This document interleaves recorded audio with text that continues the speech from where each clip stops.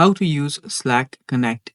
Hello guys, this is Atticus and welcome back to another tutorial video. In today's video, I'll teach you guys how you can use Slack Connect.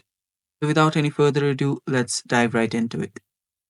First step is simply type in slack.com. Search for Slack and you can then log in into your account. So let's head over to slack.com and this is what it should look like. So you can log in. So while logging in, if I'm not, in a workplace already, I get to create a workplace. So just tap on create a workplace and after that, you will be redirected to something like this. So a Slack is where you can communicate with the people you work. It's a really easy project management tool and yeah, you can, it's free for as long as you try as well. So open up your Slack and yeah, let me reload that again. And here, this is what Slack's interface looks like. So let me just get started for free. As I said, Slack is free for and as long as you use. So now here you can name your team. So I'll just name this test, tap on next. And doing that, this will create a new, uh, you know, uh, project or whatever you want to call it.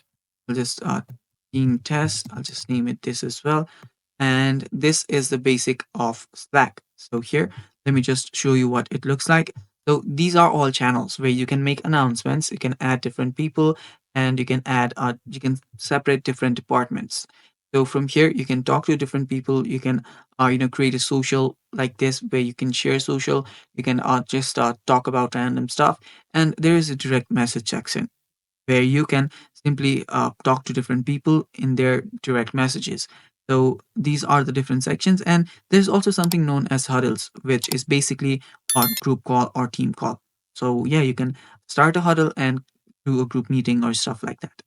So as I said, this is the DMs where you will be able to see all of your direct messages and stuff like that.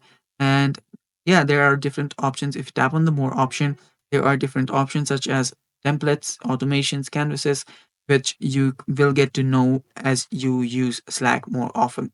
And these are the activities where you'll get recent updates, notifications, and stuff. And this is the basic of Slack, guys. And yeah, that's all for today's video. Thanks for watching. Stay tuned for more, and bye bye.